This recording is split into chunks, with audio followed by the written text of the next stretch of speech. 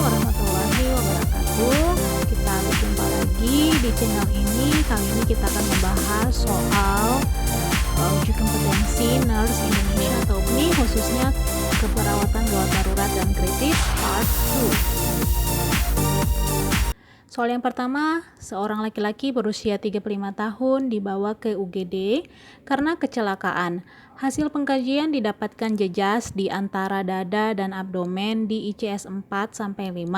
Pasien meringis kesakitan, defense muskular positif, CRT 4 detik, pucat, akral dingin, tekanan darah 80/60, frekuensi nadi 125 kali per menit, frekuensi nafas 24 kali per menit, suhu 37 derajat Celcius. Apakah masalah keperawatan yang tepat pada kasus tersebut? Apakah A. nyeri akut, B. gangguan perfusi jaringan, C. risiko infeksi, D. hipovolemi, E. pola nafas tidak efektif? Jawaban yang paling tepat adalah D. hipovolemia. Karena di sini kita lihat bahwa pasien menunjukkan tanda-tanda shock hipovolemik.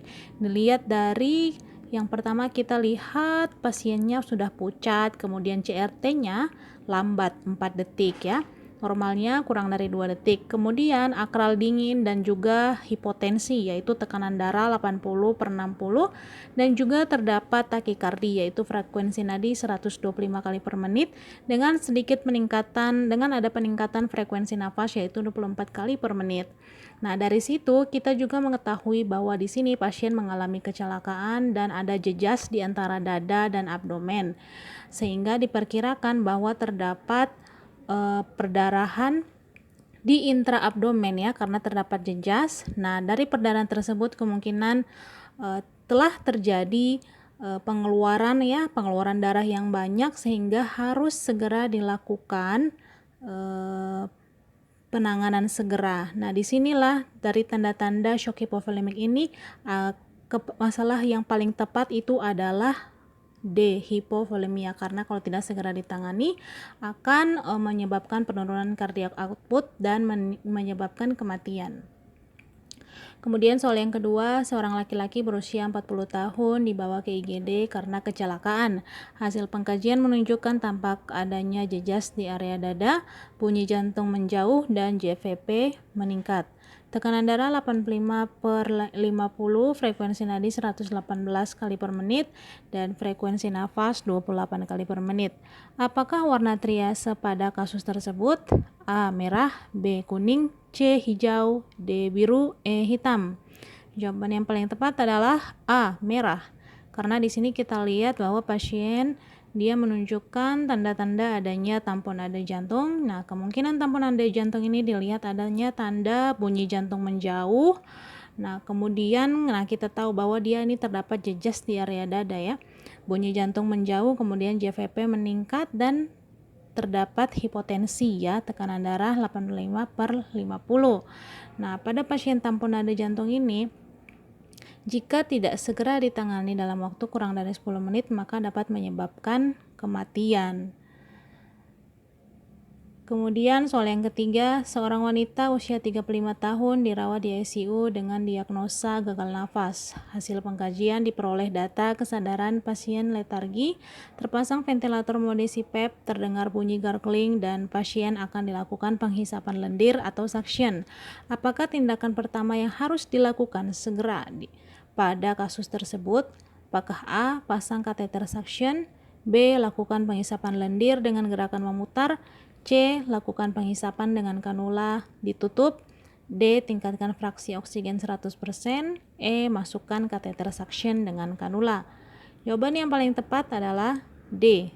tingkatkan fraksi oksigen 100%, karena di sini kan akan dilakukan tindakan suction. Nah, sementara pasien ini adalah pasien gagal nafas dengan penggunaan ventilator mode CPAP ya.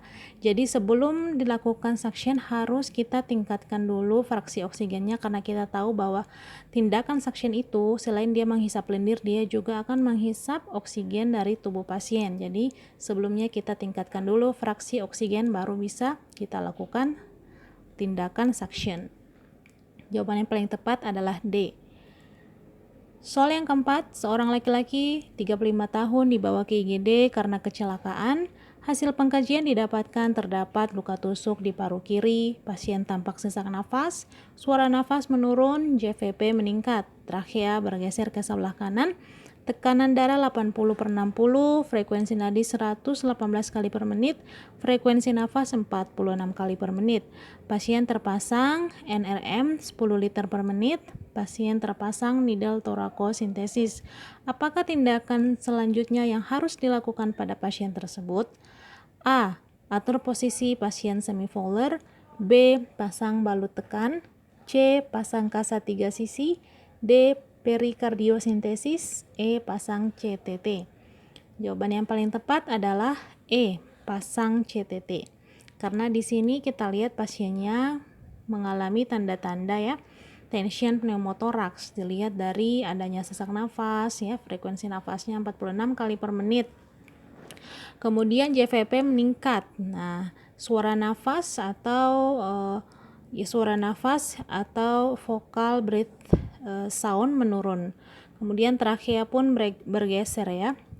Nah, di sini luka tusuk di paru kiri, sedangkan trakeanya bergeser ke kanan. Jadi kemungkinan ya, di sini karena adanya kecelakaan luka tusuk di paru kiri, maka di paru kiri ini bisa menyebabkan adanya perdarahan ya, ataupun udara yang terjebak baik di dalam maupun dari luar. Nah, sehingga udara yang terjebak itu akan meningkatkan tekanan di dalam paru-paru dan dia akan mendorong mediastinum ke arah yang berlawanan. Jadi dia mendorong mediastinum ke arah kanan sehingga trakea pun bergeser ke kanan. Nah, pada tindakan tension pneumotoraks ini yang harus dilakukan adalah kita segera berkolaborasi melakukan pemasangan CTT, yaitu kateter chest tube, tujuannya untuk mengeluarkan udara yang terjebak ya dan mengembalikan tekanan intrapleura paru yang mengalami tension. Jawaban yang paling tepat adalah E. Selanjutnya soal yang kelima, seorang laki-laki 40 tahun dibawa ke IGD karena mengalami nyeri dada. Hasil pengkajian didapatkan nyeri dada menjalar ke lengan kiri dan punggung. Skala nyeri 8, Ronchi positif, tekanan darah 100/60, frekuensi nadi 70 kali per menit, frekuensi nafas 24 kali per menit, dan suhu 36 derajat Celcius.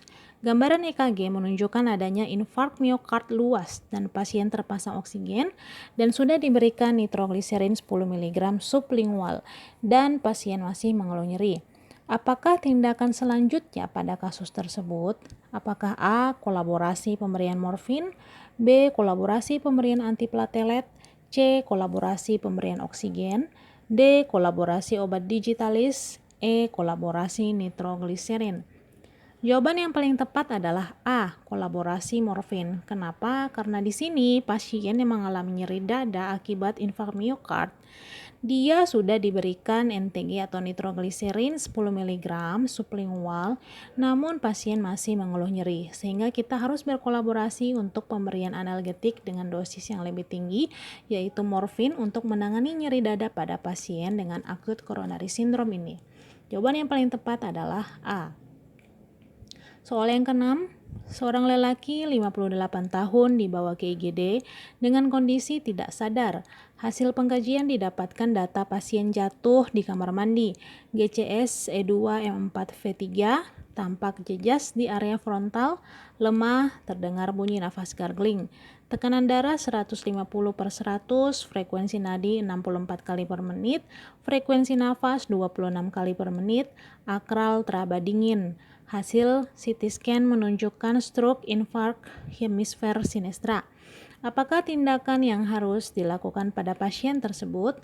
A. Mengatur posisi semivolar, B. Memasang oksigen, C. Melakukan suction, D. Memasang ETT, atau E. Memasang OPA atau oropharyngeal airway.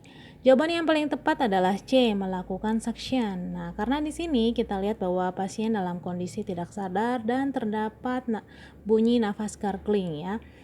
Bunyi nafas gargling ini berarti kemungkinan adanya penumpukan sekret di jalan nafas pasien, jadi airway-nya terganggu.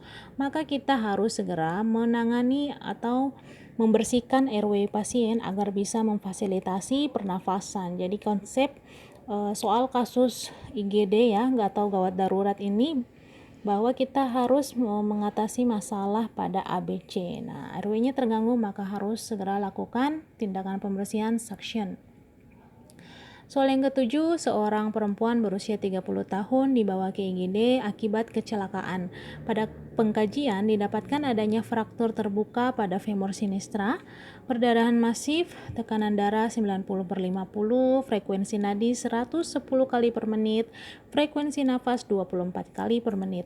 Apakah tindakan yang tepat dilakukan pada pasien tersebut?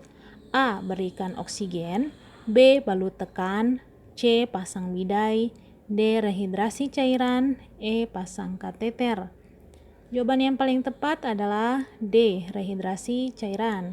Karena di sini kita lihat ya, pasien mengalami kecelakaan ini ada fraktur terbuka juga dan perdarahan masif. Dari tanda-tandanya dia mengalami yang namanya kondisi pre-shock, yaitu dilihat dari tekanan darah dia sudah turun 90/50, nadi pun meningkat 110 kali per menit dan nafas 24 kali per menit. Nah, jadi di sini kita harus segera menangani dengan cara rehidrasi cairan akibat perdarahan tersebut. Maka jawaban yang paling tepat adalah D. Soal yang ke-8. Seorang lelaki usia 28 tahun dibawa ke IGD karena mengalami kecelakaan. Hasil pengkajian didapatkan kesadaran kompos mentis tampak lemah, jejas di area antebrachydextra, tekanan darah 110/70, frekuensi nadi 100 kali per menit, dan frekuensi nafas 24 kali per menit. Pasien didiagnosa mengalami fraktur tertutup radius ulna sepertiga distal dextra. Telah dilakukan pemasangan bidai. Apakah langkah selanjutnya yang harus dilakukan pada pasien tersebut? A. Mengevaluasi posisi bidai, B. Mengevaluasi warna kulit, C. Mengevaluasi pulsasi distal, D. Mengevaluasi tingkat nyeri, atau E. Mengevaluasi kesimetrisan lengan. Jawaban yang paling tepat adalah C. Mengevaluasi pulsasi distal. Nah, jadi setiap kita melakukan yang namanya pembidaian, pembalut bidai, kita harus melakukan pemeriksaan neurovaskuler, yaitu biasa kita singkat gampangnya adalah PMS, yaitu pulse, motorik, dan sensorik. Nah, PMS ini harus diperiksa setelah dilakukan pembidaian. Jadi pulse itu kita memeriksa nadi bagian distal atau bagian terjauh, contohnya di ujung-ujung ekstremitas yang terpasang ya. Ekstremitas yang terpasang bidai, kita periksa pulse-nya, kemudian motoriknya, gerakan ujung-ujung ekstremitas yang misalkan jari-jari yang terpasang bidai, kemudian sensoriknya, jadi bagaimana sensorik daripada ekstremitas atau anggota gerak yang dipasang bidai. Nah, ini jadi jawaban yang paling tepat adalah C, mengevaluasi pulsasi ya, dia masuk ke dalam poin P. Kemudian yang soal ke-9, seorang laki-laki berusia 36 tahun dibawa ke IGD karena mengalami luka bakar. Hasil pengkajian didapatkan luka bakar 36%, derajat 2, berat badan pasien 50 kg. Berapakah kebutuhan cairan pasien tersebut pada 8 jam pertama? Apakah A 3.600 cc, B 5.800 cc, C 2.000 cc, D 1.800 cc, atau E 2.500 cc. Jawaban yang paling tepat adalah A 3.600 cc. Jadi kebutuhan cairan atau penggantian cairan pada pasien dengan luka bakar ya, kita harus memahami atau mengingat rumusnya, yaitu 4 cc kali berat badan kali luas luka bakar. Pada 8 jam pertama kita berikan setengah dari jumlah perhitungan tersebut. Pada 8 jam kedua kita berikan 1/4 dari jumlah total kebutuhan cairan tadi. Sedangkan untuk 8 jam ketiga kita berikan juga sisanya atau 1/4 dari total kebutuhan cairan tersebut. Nah, jadi untuk 8 jam pertama, untuk singkatnya kita memberikan rumus 1/2 dikali hasil dari 4 cc dikali berat badan kali luas luka bakar. Jadi setengah dikali hasil dari 4 kali 50 kali 36, totalnya sama dengan 3.600 cc. Soal yang ke-10, Seorang lelaki dirawat di ruang intensif cardiac care unit hari kelima pasca infark miokard. Saat ini pasien sedang menjalani latihan berjalan di sekitar tempat tidur. Setelah 2 menit menjalankan aktivitas, pasien merasa sesak dan jantung berdebar-debar. Respirasi di bedside monitor tercatat 32 kali per menit dan nadi 110 kali per menit. Apakah diagnosa keperawatan utama pada kasus tersebut? A. Penurunan kardiak output. B. Intoleransi aktivitas. C. Gangguan mobilitas fisik. D. Pola nafas tidak efektif. E. Gangguan perfusi jaringan. Jawaban yang paling tepat adalah B. Intoleransi aktivitas. Kenapa? Karena di sini sebenarnya pasien yang dirawat dengan pasca infark miokard hari kelima ini dia sudah dalam kondisi yang stabil sebenarnya. Hanya saja setelah dia melakukan latihan, melakukan aktivitas atau berjalan, dia kemudian merasa sesak dan berdebar-debar. Nah, jadi di sini dapat diketahui bahwa dia stabil kalau tidak melakukan aktivitas, sedangkan kalau beraktivitas dia mengalami perubahan kondisi ataupun tanda vital. Jadi dari tanda tersebut lebih tepatnya diagnosanya adalah intoleransi aktivitas. Oke, sekian pembahasan kita pada hari ini. Jangan lupa subscribe channel ini dan tekan tombol notifikasi dan share ke